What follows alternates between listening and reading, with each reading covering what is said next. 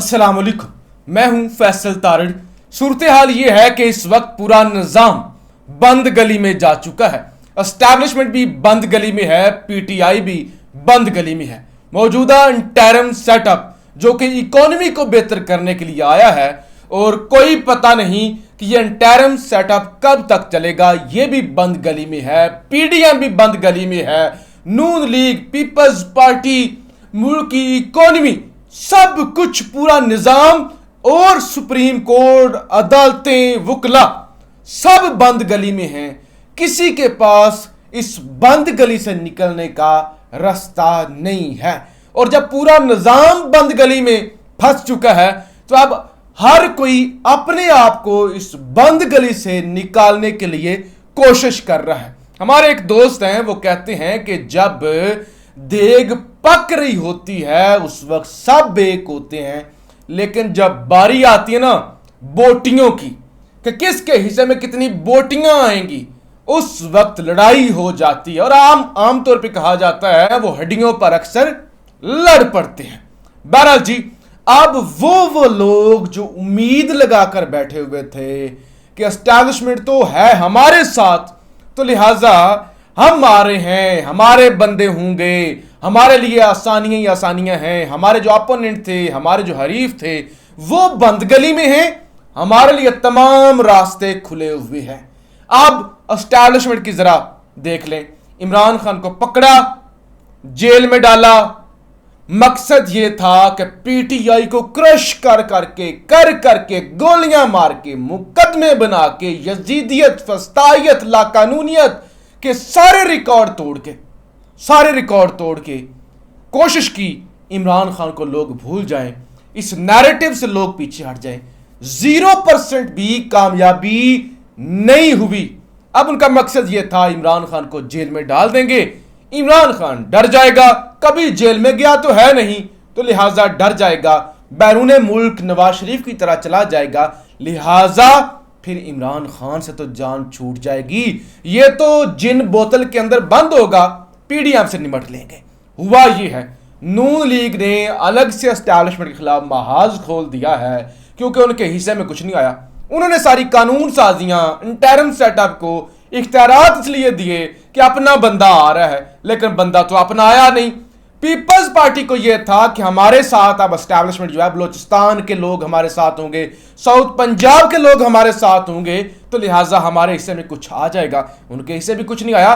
Even आज फैसल करीम कुंडी ने यहां तक कह दिया, उन्होंने कहा कि हमारे वजीर आला मुराद अली शाह को मुश्तरका मफादात की कौंसल, यानी वो 5 अगस्त का इजलास जिसमें नई मरदमशुमारी की मंजूरी दी गई कि नई हल्का बंदियां होंगी, इस मरदमशुमारी पर इलेक्शन होंगे, जिसके नतीजे में अब इलेक्शन होते हुए 5-6 महीने नजर नहीं आ रहे, उसमें शिरकत नहीं करनी चाहिए थी। यानी पछता रहे हैं कि हमें एस्टैब्लिशमेंट का आला-ए-कार नहीं बनना चाहिए था।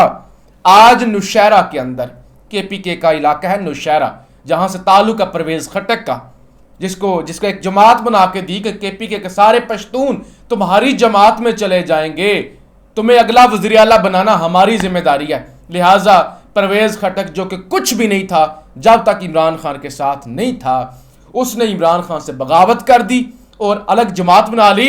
अब जब ये मैं रिकॉर्डिंग कर रहा हूं ना, इस रिकॉर्डिंग के वक्त मेरा रिपोर्टर भी मौजूद है नौशहरा में, परवेज खटक के पंडाल में।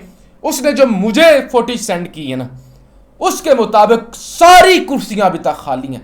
छोटा सा ग्राउंड है, छोटी सी जलसी है, वहां पे मीडिया के लोग तो हैं, लेकिन अभी तक कोई पश्तून वहां पे उस जलसे को अटेंड करने के लिए नहीं गया। तो परवेज खटक भी बंद गली में है, जहांगीर तरीन भी बंद गली में है, और अब इंटरनेशनल प्लेयर्स जो हैं वो इमरान खान के लिए मैदान में आ रहे हैं, क्योंकि शाह महमूद कुरैशी की जी बड़ा तजर्बा है इस हवाले से, फॉरेन मिनिस्टर रहे हैं 2-3 दफ़ा, तो लिहाजा उनका तजर्बा है।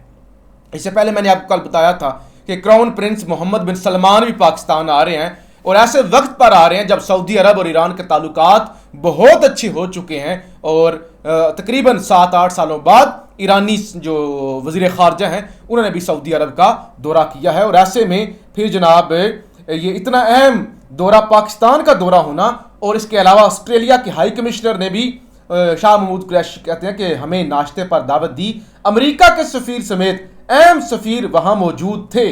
ऑस्ट्रेलिया के सफीर, अमेरिका के सफीर और दीगर मुल्कों के सफीर मौजूद थे जिनके साथ शाह महमूद कुरैशी ने नाश्ता किया और वहां उनको बताया, जाहिर है लॉबिंग तो की होगी, बताया तो होगा कि ये खान के साथ ये कर रहे हैं, एक भोंडा सा केस है, पाकिस्तान के अंदर लाकानूनियत है, आप बड़ी जमहूरियत करते हैं, पाकिस्तान के अंदर जमहूरियत का नाम नहीं है, इलेक्शन कब होंगे इलेक्शन कमीशन को भी नहीं पता, ये जो इंटरिम सेटअप है वो ये कहता है कि हमारा काम इलेक्शन करवाना नहीं है, हम तो मैशत ठीक करने आए हैं।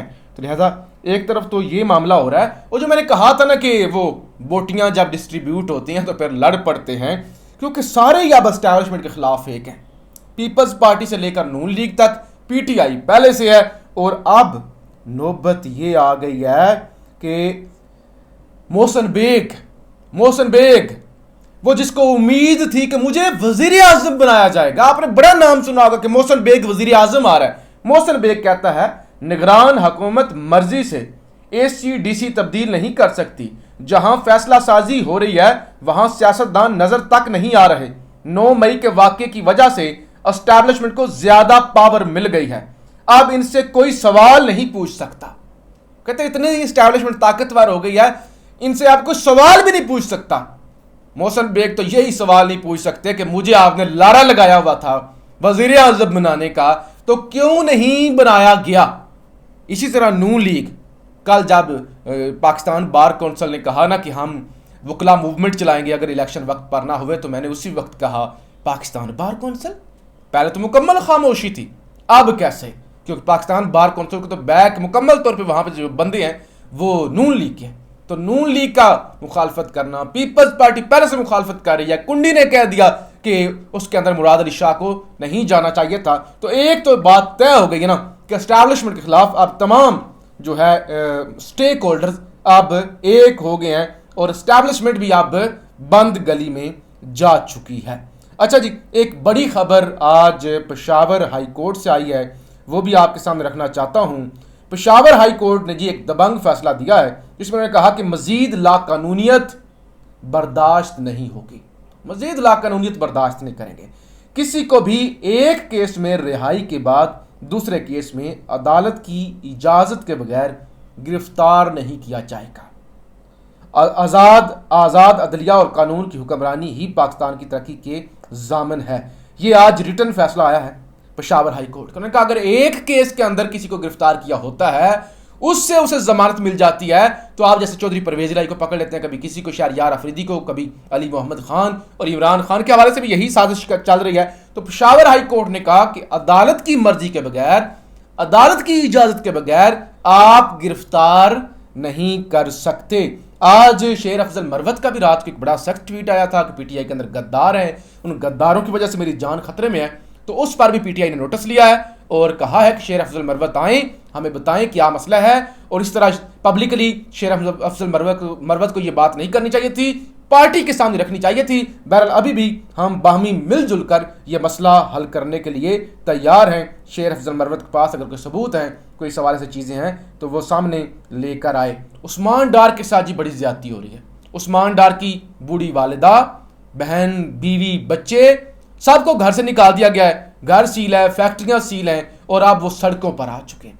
जिस मुल्क के अंदर ये हाल हो जाए कि एक दौलतमंद बंदा अपनी मेहनत से कमाई हुई दौलत और वो सड़कों पर आ जाए, बूढ़ी मां सड़कों पर आ जाए और अपीलें करे, हाथ बांधे कि खुदा के लिए ये जुल्म और जबर ना करें, उस मुल्क के बारे में आप क्या सोचेंगे, क्या कहेंगे। इस पर जनाब हामिद रजा, साहबजादा हामिद रजा कहते हैं अल्फाज खत्म हो गए हैं मुजम्मत के लिए। वो कहते हैं मुजम्मत के लिए अल्फाज नहीं है। उस्मान डार की बूढ़ी बेवा वालदा, हमशीरा और एहलिया बच्चों को उस्मान के जाती घर से निकालकर सड़क पर छोड़ दिया गया है।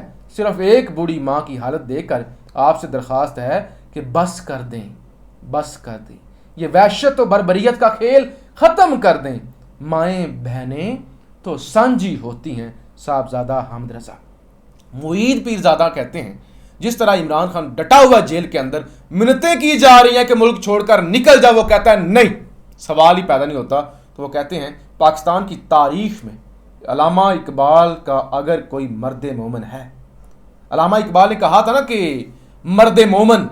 तो इल्लामा इकबाल जिस तरह का मर्द मोमन देख रहे थे, अगर कोई मर्द मोमन है तो वो अटक जेल का कैदी नंबर 804 इमरान खान है। यानी वो जो विजन और एक सोच थी इल्लामा इकबाल की मर्द मोमन के बारे में, शाहीन के बारे में, उस मेरिट पर अगर कोई पूरा उतरता है, उन्होंने कहा वो कैदी नंबर 804 है जो इस पर मुकम्मल उतरता है। शाह महमूद कुरैशी ने जी बड़ी आपसे कुछ देर पहले अहम प्रेस कॉन्फ्रेंस की है।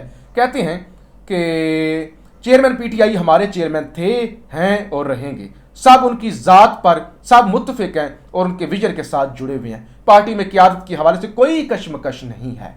कोर कमेटी के पास पार्टी चेयरमैन की 27 साल जद्दोजहद एक इमानत है। 10 रोज कबल एक नई मरदमशुमारी का नोटिफिकेशन किया गया। 7 रोज कबल कौमी असम्बली को तालील किया गया। आइन वाज़ह है कि इंतखाबात कब होंगे और कैसे होंगे। आइन में इंतखाबात की 90 रोज की वाज़ह कदगन को अबूर किया गया तो वो गैर आइनी होगा। और इसके अलावा उन्होंने कहा बल्ले से ना घबराएं, कांपे क्यों टांग रही हैं। और उन्होंने कहा पीटीआई का निशान मौजूद होगा, बल्ला भी होगा, इलेक्शन भी होगा और हम भी होंगे और हम इनको शिकस्त भी देंगे। कौम को किसी भी तरह से घबराने की ज़रूरत नहीं है।